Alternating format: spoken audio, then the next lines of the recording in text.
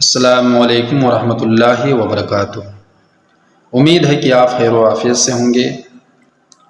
حضرات، اعلیٰ حضرت عظیم البرکت مجدد دین و ملت امام احمد رضا خان فاضل بریلوی رضی اللہ تعالی عنہ اپنے معراج نامے کے اندر ارشاد فرماتے ہیں، دلہن کی خوشبو سے مست کپڑے نسیم گستاخاں چلو سے۔ دلہن کی خوشبو سے مست کپڑے نسیم گستاخاں چلو سے، غلاف مشکیں جو اڑ رہا تھا غزال نافے بسا رہے تھے۔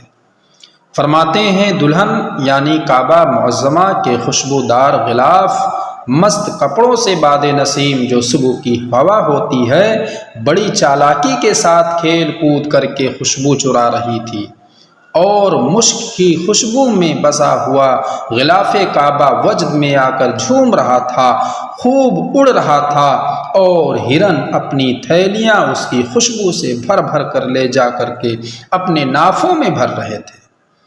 حضرات، غزال ہرن کو کہتے ہیں، اور ہرن کی ایک قسم ہوتی ہے جس کے نافے کے اندر خوشبو ہوتی ہے۔ اللہ تعالیٰ کی قدرت تو دیکھیے کہ اس نافہ کی جھلی میں خون ہونے کے باوجود بھی بہت تیزی کے ساتھ عطر بن جاتا ہے، جس کو مشک یا مشک اظفر کہا جاتا ہے، جو بہت ہی قیمتی ہوتا ہے۔ حضرات، روایتوں کے اندر ملتا ہے کہ سیدنا حضرت آدم علیہ السلام جب جنت سے زمین پر تشریف لائے تو کچھ ہرنوں کا جھنڈ سیدنا آدم علیہ السلام کے پاس ان کی دلجوئی کے لیے حاضر ہوئے۔ سیدنا آدم علیہ السلام نے ان کی کمر پر ہاتھ پھیرا اور دعا فرمائی، تو اس دعا کی برکت سے اللہ تبارک و تعالیٰ نے ان ہرنوں کی نسلوں میں مشک نافع پیدا کر دیا۔ دوسرے ہرنوں کو جب پتہ چلا تو وہ بھی سیدنا آدم علیہ السلام کی خدمت میں گئیں، لیکن ان میں یہ خوبی پیدا نہ ہوئی۔ انہوں نے سوال کیا، ہم میں یہ خوبی پیدا کیوں نہ ہوئی؟ فرمایا، پہلے جو آئے تھے وہ خلوص و محبت کی وجہ سے آئے تھے، جبکہ تم سب نافع کی لالچ میں آئے ہو۔ تو اعلیٰ حضرت اسی کو کہتے ہیں، دلہن کی خوشبو سے مست کپڑے نسیم گستاخاں چلو سے، غلاف مشکے جو اڑ رہا تھا غزال نافے بسا رہے تھے۔ یعنی کعبۃ اللہ کے کپڑے خوشبو سے مست تھے، نسیم باد بہاری ان کپڑوں کو اس کے منہ سے ہٹا کر گستاخی کر رہی تھی، اور کعبۃ اللہ کا غالہ غلاف جب اڑ رہا تھا اس مشک بو غلاف میں ایسی خوشبو تھی کہ ہرن آ کر یہاں سے مشک کی تھیلیاں بھر رہے تھے۔ غلاف مشکے جو اڑ رہا تھا غزال نافے بسا رہے تھے۔ آگے فرماتے ہیں، پہاڑیوں کا وہ حسن تزئین، پہاڑیوں کا وہ حسن تزئین، وہ اونچی چوٹی وہ ناز و تمکی، صبا سے سبزہ میں لہریں آتی، دوپٹے دھانے چنے ہوئے تھے۔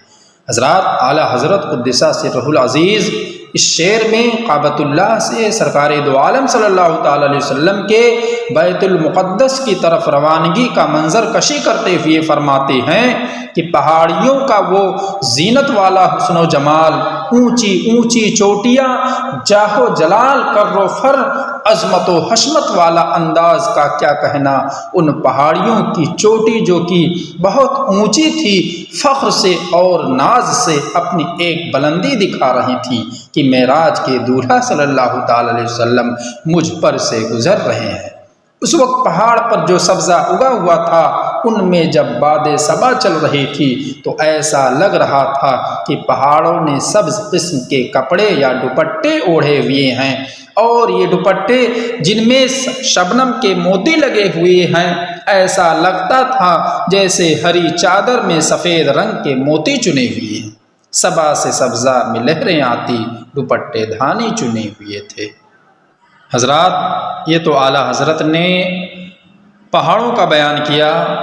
اب راستے میں جن نہروں اور دریاؤں سے گزرے ان کو بیان کر رہے ہیں۔ فرماتے ہیں، نہا کے نہروں نے وہ چمکتا لباس آب رواں کا پہنا، نہا کے نہروں نے وہ چمکتا لباس آب رواں کا پہنا، کہ موجیں چھڑیاں تھی لہار لچکا، حباب تابا کے تھل ٹکے تھے۔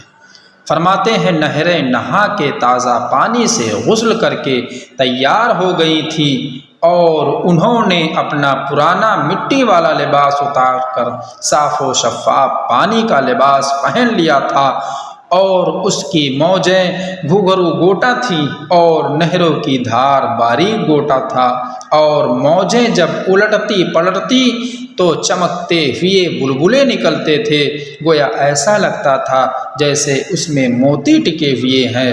جگہ جگہ چمکدار بلبلے پھولوں کی طرح سجے ہوئے تھے، جس سے نہروں کا حسن دوبالا ہو جاتا تھا کہ موج چھڑیاں تھی دھار لچکا، حباب تاباں کے تھل ٹکے تھے۔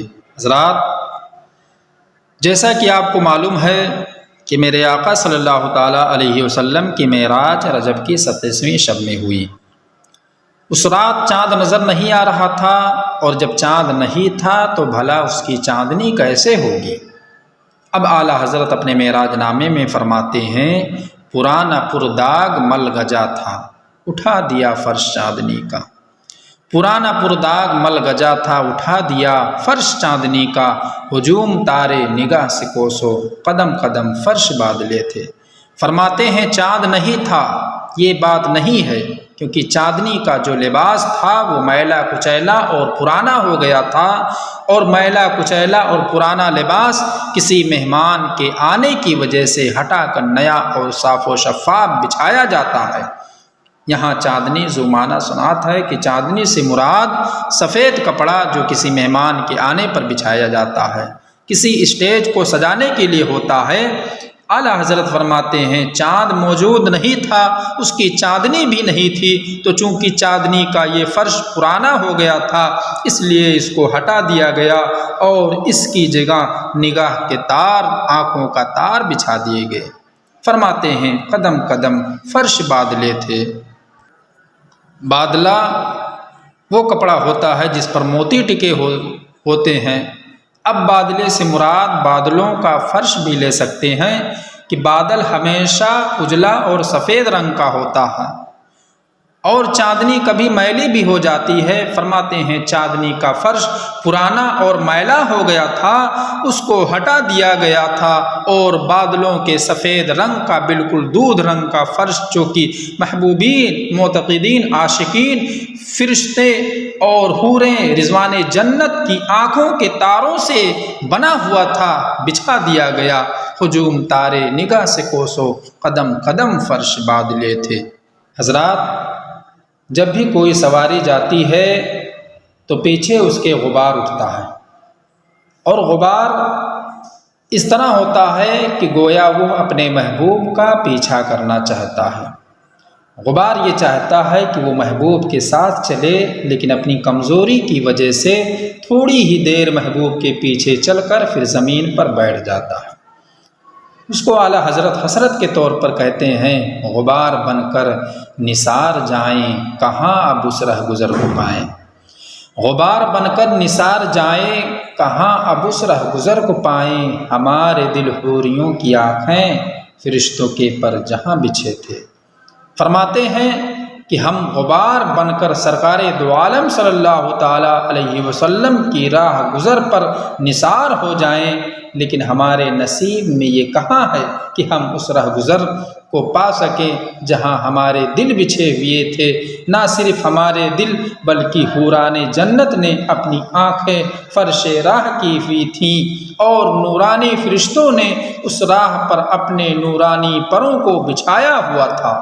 غبار بن کر نثار جائیں، کہاں اب اس رہ گزر کو پائیں، ہمارے دل حوریوں کی آنکھیں فرشتوں کے پر جہاں بچھے تھے۔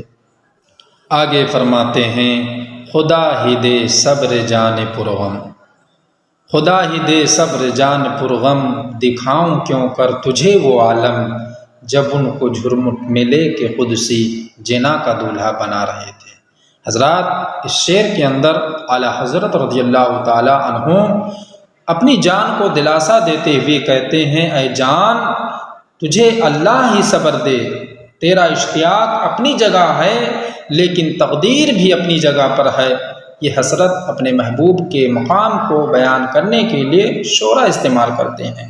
اعلیٰ حضرت اپنے آپ کو ملامت کرنے کے ساتھ ساتھ اپنے محبوب کے وصف کی خوبی بیان کرتے ہوئے فرماتے ہیں، خدا ہی دے صبر جان پرغم۔ اے دیدار مصطفیٰ صلی اللہ تعالیٰ علیہ وسلم کے لیے تڑپ تڑپ کر نڈھال اور ہجر و فراق محبوب میں غم سے بھری ہوئی دکھوں کی ماری جان، اللہ تجھے صبر کی دولت سے مالا مال فرمائے۔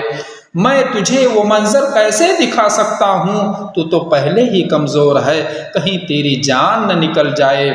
جب شب معراج فرشتوں کی مقدس جماعت میرے آقا معراج کے دولہا پر ہجوم کیے ہوئے تھی اور اس ہجوم اور بھیڑ میں لے کر میرے آقا صلی اللہ تعالیٰ علیہ وسلم کو جنت کا دولہا بنا رہے تھے، تیرے اندر دیکھنے کی تو کیا سننے کی بھی طاقت نہیں ہے کہ جب ان کو جھرمٹ میں لے کے قدسی جنا کا دولہا بنا رہے تھے۔